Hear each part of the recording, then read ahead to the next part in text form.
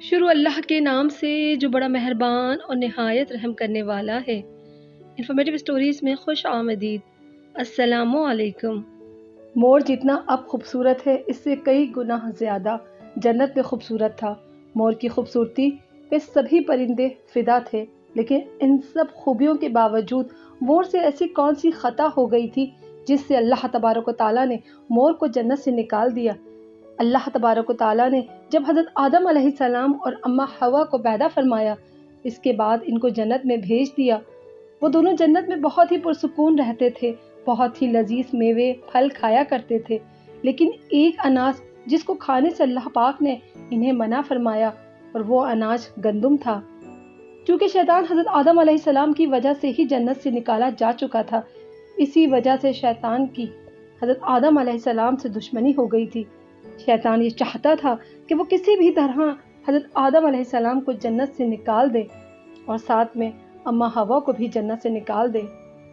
جب شیطان کو یہ خبر ہوئی کہ حضرت آدم علیہ السلام کو تمام میوے کھانے کی اجازت ہے لیکن گندم کھانے کی اجازت نہیں، تو شیطان انتقام کی آگ دل میں لیے جنت کے دروازے کے پاس بیٹھ گیا اور 300 سال تک وہاں پر بیٹھا رہا کہ کوئی جنت کے دروازے سے باہر آئے اور شیطان اس سے بات کر سکے۔ ایک دن اچانک سے مور جنت سے باہر آ گیا۔ شیطان اس کو دیکھتے ہی بہت خوش ہو گیا۔ شیطان نے پوچھا، اے خوبصورت پرندے، تم کون ہو؟ مور بولا، میں مور ہوں، اب تم اپنا تعارف کرواؤ۔ شیطان نے جواب دیا، میں عالم قروبیہ کا ایک فرشتہ ہوں، میں اللہ پاک کی عبادت سے ایک پل بھی غافل نہیں ہوں۔ میں چاہتا ہوں کہ میں جنت میں جاؤں، وہاں کی نعمتوں کا اپنی آنکھوں سے مشاہدہ کروں۔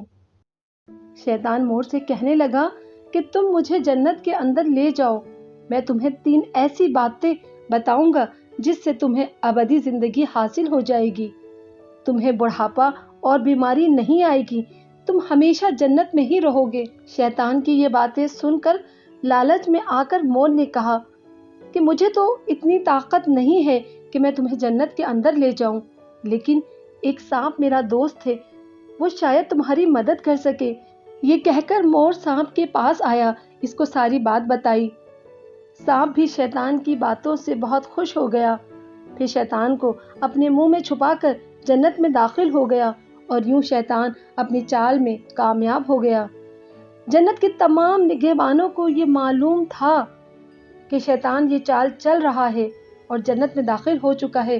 فرشتے شیطان کو جنت سے نکالنے لگے، تبھی اللہ پاک کا حکم ہوا کہ اس کو ابھی تک جنت میں ہی رہنے دیا جائے۔ وہ فرشتے اللہ تبارک و تعالیٰ کے حکم سے رک گئے۔ شاید یہ حضرت آدم علیہ السلام کا امتحان تھا۔ شیطان حضرت آدم علیہ السلام کے پاس اور اماں حوا کے پاس جا کر اپنی محبت کا اظہار کرنے لگا۔ وہ دونوں ہی شیطان کو پہچان نہ سکے کیونکہ ماضی کے مقابلے میں شیطان کی شکل تبدیل ہو چکی تھی۔ شیطان کہنے لگا، میں چاہتا ہوں کہ آپ دونوں ہمیشہ جنت میں اسی طرح زندگی گزارے، ہمیشہ خوش رہیں۔ حضرت آدم علیہ السلام اس کی بات بہت غور سے سننے لگے۔ شیطان نے کہا، اگر آپ میری بات مان جائیں تو آپ کو جنت کی اور بھی تمام سہولتیں ملیں گی۔ حضرت آدم علیہ السلام شیطان کے بہکاوے میں آ کر کہنے لگے، یہ کس طرح ممکن ہے؟ شیطان کہنے لگا، ایک گندم کا دانہ اگر آپ دونوں چکھ لیں تو آپ کو ابدی زندگی حاصل ہو جائے گی اور آپ جنت میں ہی رہیں گے۔ یہ بات سن کر حضرت آدم علیہ السلام کے دل میں رجحان پیدا ہوا، لیکن ان کے دل میں اللہ کی نافرمانی کا خوف غالب آ گیا۔ جبکہ اماں حوا شیطان کی باتوں میں آ گئیں، جس پر اماں حوا نے حضرت آدم علیہ السلام کو راضی کر لیا۔ پھر اس کے بعد ان دونوں نے اس گندم کے دانے کو چکھ لیا۔ جیسے ہی گندم کا دانہ ان کے اندر گیا تو دونوں کے ستر واضح ہو گئے، جس کے بعد دونوں اپنے اپنے ستر چھپانے لگے اور خوف خدا سے کانپنے لگے۔ اسی دوران اللہ تبارک و تعالیٰ نے فرشتوں کو یہ حکم دیا کہ حضرت آدم علیہ السلام اور اماں حوا کو دونوں کو زمین پر اتار دو۔ حضرت آدم علیہ السلام کو سری لنکا کے قریب نیچے زمین پر بھیج دیا، جبکہ اماں حوا کو جدہ کی سرزمین پر اتارا گیا۔ جن خوبصورت پیروں سے چل کر مور شیطان کو جنت کے اندر لے کر آیا تھا، وہی خوبصورت پاؤں اللہ پاک نے مور سے لے لیے۔ سانپ جو اپنے منہ میں شیطان کو چھپا کر لایا تھا، اس کے منہ کی خوبصورت خوشبو کو چھین کر اس میں زہر ڈال دیا گیا۔ پھر مور کے ساتھ ساتھ سانپ کو بھی جنت سے نکال دیا گیا۔ سبحان اللہ۔ ویڈیو پسند آئے تو اسے لائک کیجیے اور اپنی فیملی اور دوستوں کے ساتھ شیئر کیجیے۔ اسی طرح کی انفارمیٹیو ویڈیو حاصل کرنے کے لیے میرے چینل کو سبسکرائب کیجیے۔ جزاک اللہ۔